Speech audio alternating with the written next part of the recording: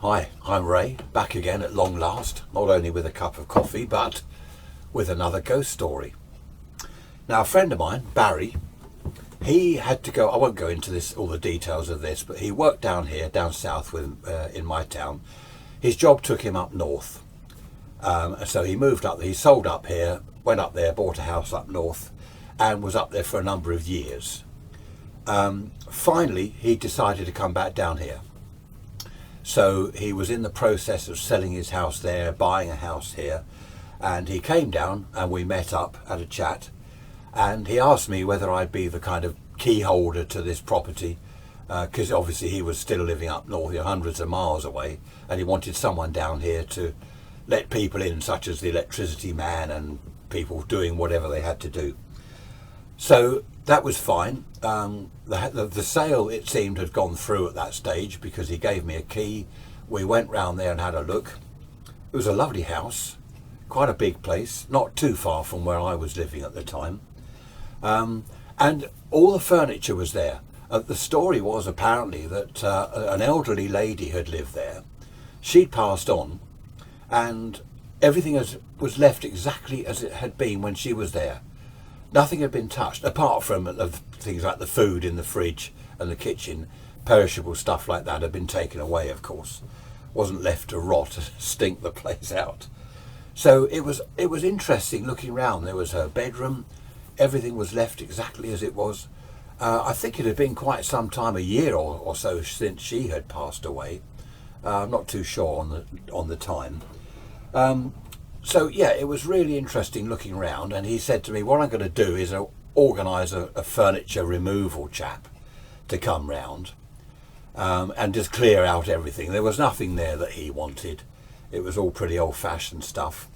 And as he said to me, he couldn't see anything of value. He said the furniture chap will probably say, oh, well, can't give you anything for this. Yeah, I'll take it away, but can't pay you. So he said, I don't care, I just want the place cleared. On the appointed day, the furniture chap was due to arrive at 10 o'clock in the morning. So I got there at 9. I thought I'd get there a bit early because I wanted to have another look round. It was just something fascinated me about everything being left exactly as it was. And anyway, I had a good look round. One thing that I did find a bit odd, there was a thump upstairs, and I thought, someone's up there. Went up, had a look, no one around. I wasn't thinking ghosts at this stage, don't get me wrong, I wasn't thinking ghosts or anything like that. I just heard a couple of dull sort of thuds from upstairs. Could have been anything. So I didn't put too much store on that. The furniture chap turned up, and he did exactly as my friend Barry had said, sort of, oh, no call for this sort of stuff these days, oh dear. I'll clear it, but I can't give you any money. I just said, yeah. I said, there's a surprise.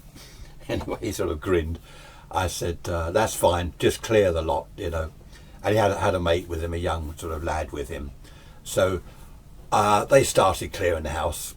So I kept out of the way. They were upstairs. I kept out of the way in the lounge. And the phone rang. And my initial thought was, oh, that's good. Barry's had the phone connected. So I just picked it up. Hello?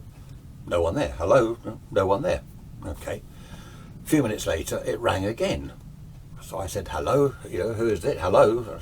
No one there. I thought then, it's probably the exchange, connecting the line. So they're just sort of messing about with the phone. When it rang for the third time, I said, look, whoever this is, if I can't hear you, but if you can hear me, sorry, you'll have to try again later. I can't hear you. And then a voice said, the house is not for sale. I said, sorry? And she said, the house is not for sale. And I was a bit stunned by this. I said, I'm sorry, I'm not buying the house. I'm just the key holder. I said, you'll have to get on to the solicitor or the estate agent or whoever. And whoever it was just then hung up. And I was thinking, well, this is rather odd. The house isn't for sale. The lads were going up and downstairs, banging around with all this furniture.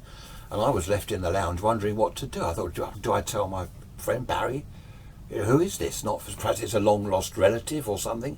Heard that the old lady had died and was now going to try and put some claim on the house or something.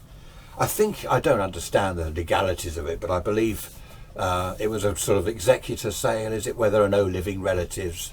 The house is sold. I don't know what happens to the money, but it was an executor sale as far as I know. And anyway, that I didn't know what to do. I thought, well, whoever it is will just have to go to a solicitor and sort it out. So while the chaps were banging around doing all the furniture, eventually they came to the lounge, and there was no electricity. That wasn't switched on, so I couldn't make them coffee or anything. So I thought I'd go out into the back garden to get out of their way. It was a lovely garden, quite a big garden, but well overgrown. You know, nature had reclaimed the land. The grass was up here. There was a pond, there were trees. It was really nice, but just very much overgrown. But you know, wouldn't take a lot of work, quite a lot of work, I suppose, to put it back as it had been and make it into a really nice garden again. I was just looking round and I heard someone say, "Hello, have you bought the house?" I looked round. There was a gap in the hedges in the fence, and there was a young lady from next door, and I said, "Oh, you know, hello." I said, "No," I explained, "I haven't bought the house. Friend of mine, blah blah blah." And she said, "Oh, it'd be so nice to have someone living there again after all this time." You know, we got chatting, and she said, "Shame about the daughter." So I said, "Daughter? What daughter?" I didn't know about a daughter. And she said, "Oh yes, the daughter, Angela." She said Angela had been a slave to her mother. She was in her 30s, apparently, this Angela, and she'd been a slave to her mother forever. She had to do the garden. She did everything, the housework, never went out. And she said as she grew up, she never had a job. She was just, you know, locked in the house, basically, apart from going out and doing the shopping. She didn't have any friends, no boyfriends, nothing. You know, she got to her 30s and had never been out anywhere, never had a holiday, never had a job. And she said when the old lady died, although Angela was obviously upset initially, she was also hugely relieved at last, you know, she could get herself a life. So I said, "Well, that's, you know, where is she now?" And she said, "Well, that's the tragedy of the whole thing." She said within a week of her mother dying, Angela fell down the stairs and died. And she said it was just unbelievable. Apparently, you know, the lady, she said we hadn't seen her for a day or two, and she went round there, the back door was open. She went in and found her on the floor at the bottom of the stairs. She'd just fallen down the stairs. She said it was just tragic. I eventually went back into the house, but I chatted to her for quite a long time, and she said that Angela had been even going down to the local pub. There was a pub at the end of the road, and she'd made one or two friends there. She'd been talking about getting a job. Not that apparently she was loaded. The old lady had loads of money, so you know, money wasn't an issue. But she wanted to go to work, to experience going to work and meeting people. But she said that Angela was really beginning to change, going out to the pub and really starting to enjoy life. It really was a shame. Now, Barry hadn't mentioned any of this. I just assumed he didn't know. I did think at one stage, well, perhaps I shouldn't tell him, but I thought, well, he'll meet the lady next door. Anyway, that was that. It was all quite sad. I went back into the house. The chaps were just clearing up. They were going to have to come back. Their van wasn't big enough, apparently, even though it was a huge lorry thing. I went out and had a look. They hadn't packed the stuff properly at all. They'd more or less dumped everything everywhere and thrown it in. So he said, "All right, if we come back tomorrow at 10 just to finish off." I think it was just the lounge and some other bits to do. So that was that. And off they went. I went home. That evening I phoned Barry. And I said, "Oh, it's good you've had the phone put back on." I said, "Mind you, it didn't seem to work," but I said, "Yeah, it rang 3 times." And he said, "I haven't had the phone put on." I said, "Oh, okay." I said, "Well, it rang 3 times when I was there." And he said, "Oh, I don't know what that is." He said, "I haven't put the phone back on." So I didn't mention the woman on the phone talking about the house isn't for sale. I thought, well, I won't mention that. I didn't mention about the daughter. I felt a bit bad, actually. I thought I should tell him all these things, but then I thought, well, you know, I don't want to worry him for nothing. I thought next time I saw him, next time he was down, I thought I'd perhaps chat to him then about it. Anyway, the furniture man was due to come back the following morning, so again I went round there about 9 o'clock. I had plenty of time, I was self-employed, working from home. It didn't bother me to take a couple of hours off here and there. So I went back round there at 9 o'clock, saw the lady as I was going up the pathway, saw the lady next door, and she said, back again. I said, yep, last of the furniture to be cleared. And she said, do you know that someone's been in the house, don't you? I said, when? Who? When? She said, oh no, in evenings over the past few months, she said, on and off in the evenings, we've seen a light in the back bedroom. So I said, no. I said, well, there's no signs of anyone having broken in, no locks broken or anything. And she said, oh, my husband first noticed it when he was in the garden a few months back, a light up in the back bedroom, then it goes off. A bit later it comes on again. And she said, we thought perhaps kids had got in or someone squatting there. And I said, well, there's no sign of anyone having been there at all. Anyway, I went into the house, I looked round, and I heard a thump upstairs again. Now by this stage, I really was beginning to think ghost. As you know, that does come into my mind when strange things like this happen. Initially, I hadn't thought anything, but now I was thinking, well, hang on a minute. 2 people have died in the house. The strange phone call, the house is not for sale, when the phone isn't even connected. Lights in the back bedroom upstairs. I was really starting to put 2 and 2 together now.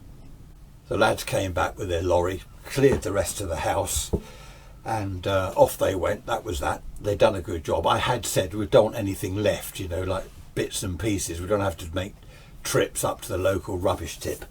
And they were very good. They cleared absolutely everything. Mind you, on the way out with some sort of bureau thing, I heard the young lad say to the older boy, he said, oh, we'll get some cash for this.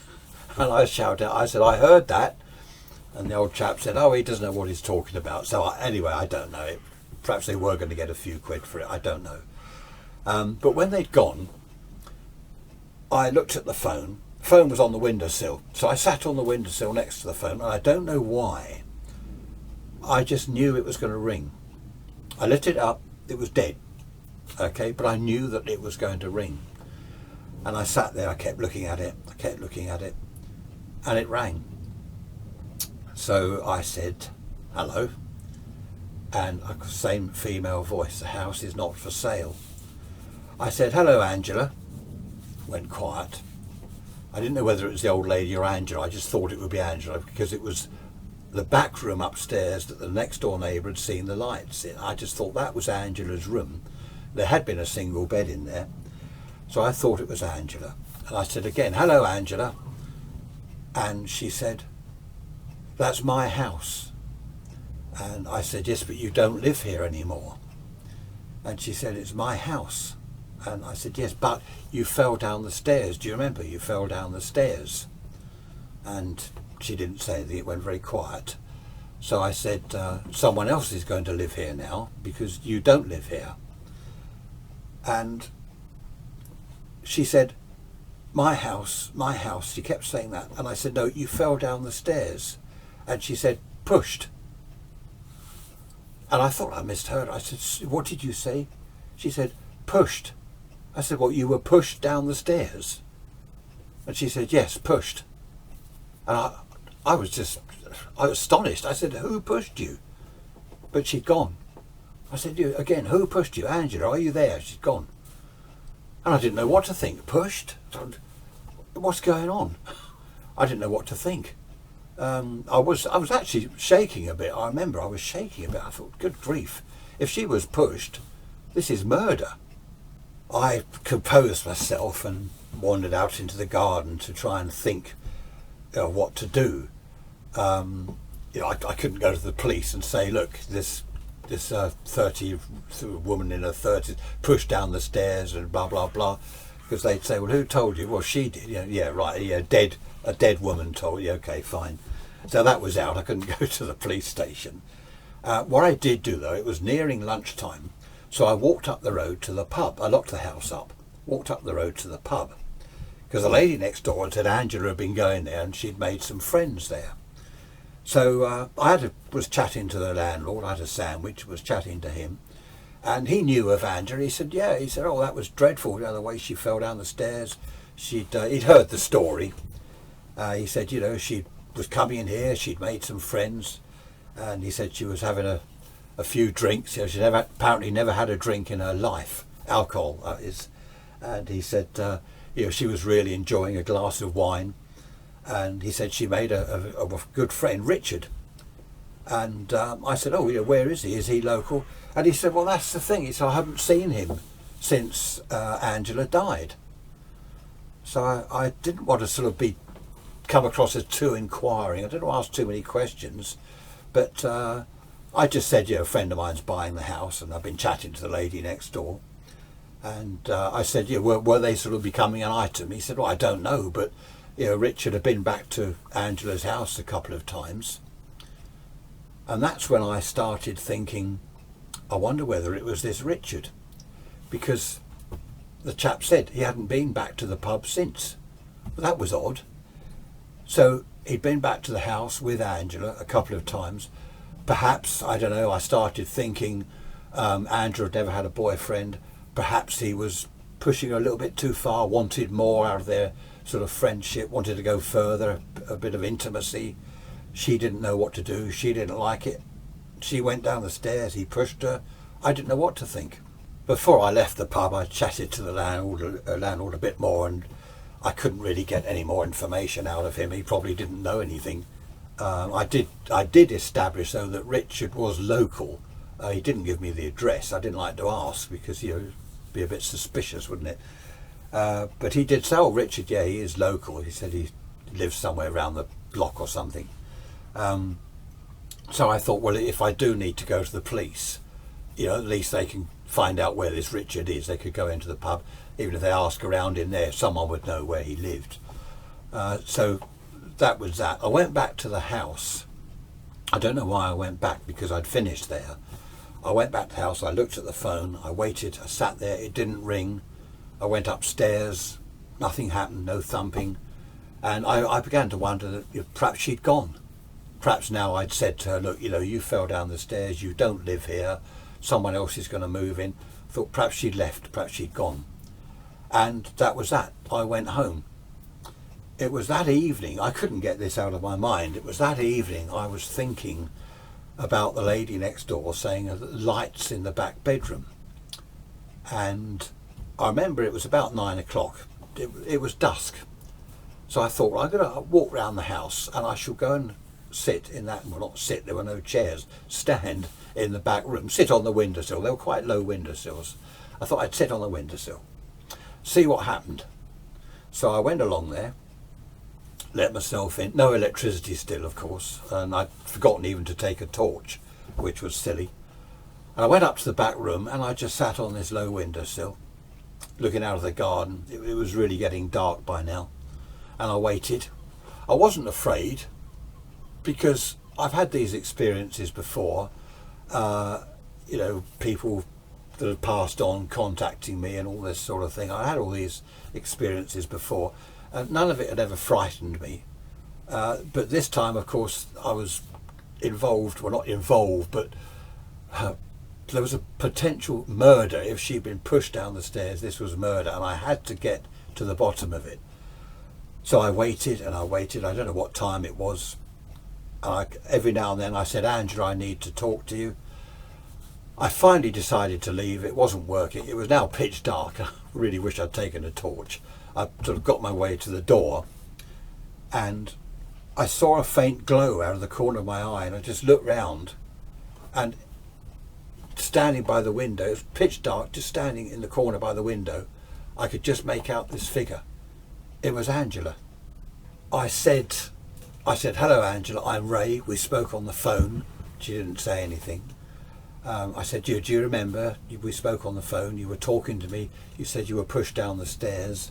She didn't seem to be listening. And then she said, this is my house. And I said, no, you have now moved on. I tried to explain to her. I said, you've moved on. You're now in a different world. And someone else has bought this house.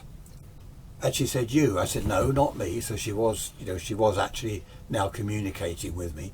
I said, not me, a friend of mine. I said, he's going to live here. And she said, no. And I said, he's going to live here with his wife. He's got 2 lovely children. They're going to make this a home. They'll make it into a nice home, and they'll do the garden. And her face lit up. She said, children? I said, yes, he's got 2 children. And she said, I wanted children. And I said, yes, I know. I said, I know about your life here. I've heard about your life here. And I wanted to ease her round to who pushed her down the stairs. So she seemed to be happy that there's going to be children there. And I said, so, you can move on now, because your home is going to be all right. Someone else will live here and make it nice, and the children, there'll be laughter. And she was grinning. And I just suddenly said, who pushed you down the stairs? And her grin just dropped. And I said, you must tell me, who pushed you down the stairs? And then she said, my mother. I was speechless for a few seconds, and I said, your mother? I said, but your mother was dead. And she said, she wanted me to join her. And I then started thinking, this all makes sense now. This makes sense. It wasn't this Richard at all. The mother, who'd enslaved the girl all her life, wanted her to join in this other world, wherever they were, in this other place. Probably so she could go on, I don't know, go on enslaving her. So I said, you must move away from your mother. I said, where is your mother now? And she said, she's here. I said, no, you must move away. You must move away from your mother, move on. And she looked confused. She looked very confused.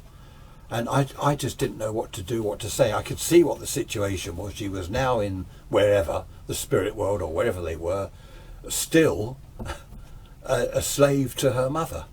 I tried again. I said, you must move on. And I suppose she didn't know how. And it seemed that she was being pulled. I couldn't see anyone else, but her arm went out like that, as if she was being pulled away. Exactly, you imagine someone trying to pull you away. That's what I saw exactly, but I didn't see who was pulling her away. It was just darkness there. And I said to her, go, run, go. Doing all this, go, move away, go. And she did. She just sort of pulled away and went through the wall and disappeared. That was that. And I didn't know what to think. I thought, had she left? Has she escaped her mother at long last? I didn't know what to think. I was relieved that I wasn't having to search for a killer. Or was it murder? I suppose it was murder. I don't know. Can a dead person murder someone? Anyway, as far as I was concerned, that was that. All I could hope for was that she had finally broken free of her mother's clasp, her grip.